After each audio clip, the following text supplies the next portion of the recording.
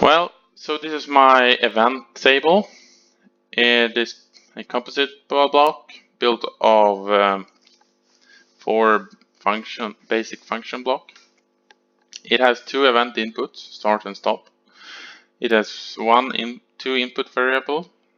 One is an array of times, which is set by the user.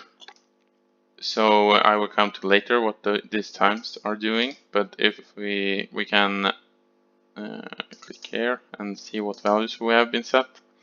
We have 2 seconds, 1 second, 4 seconds, 1 second again, 6 seconds. And we have n here, which is an int, and this int should be the same as how many elements are in the array. So we have 5 elements here, then we will set the n value to 5. We have one event output here, and we have one output variable cv, which is an integer. So how this works is that we will trigger the start event. We will trigger the event ei1 in this array block here. And the array block is very simple. It takes the first element. The first time ei1 is triggered, it takes the first element in the array and set out as that variable, and EO is triggered. So EO will trigger the start of the delay and out the start of the delay, and the delay will be dt, which is set from the array block here. So this is the first time of the first time in the array block. So when we then it will have a delay for a certain time, and EO will be triggered after that time. When EO is triggered, the signal will go back again here. So ei1 will be triggered a second time, and then it will take the second element in the array and give it to, or send it out to dt here, and it will start the next delay.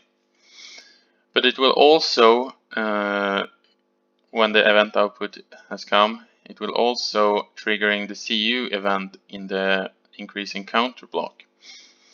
And what this does is that it increases CV with 1, and I have mentioned this block before, so you will be familiar with it. So when this will reach 5 here, this Q here will be set to true. And when this is true, this eSelect here will output an event when we get an output from CUO, which we will get every time CU is triggered. And this eSelect I have also presented in the report, so it's also familiar.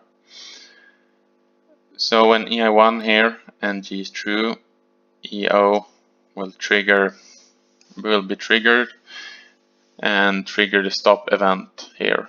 So the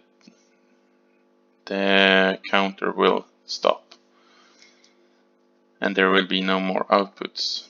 And this will be triggered after we have gone through this array here, all the elements in the array, if it works as properly. So if we watch the EO here, we will see now that when I hit start, triggering the event start here, we will see now how it works. So the first delay is 2 seconds, then it's 1, 4, 1, and then it's 6 seconds.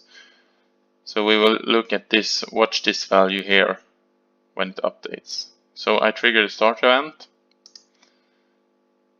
and we wait, and then we see after 2 seconds, 1 second, as in the array. Now it's 4 seconds, 1, and now it's 6 seconds before it will update again. So, and then now when it hits 5, this one has been triggered 5 times. CV is then 5, PV, which is equal to PV, and this one will be true, which will trigger the stop event. And we have gone through all the lists. So it should work as expected, hopefully.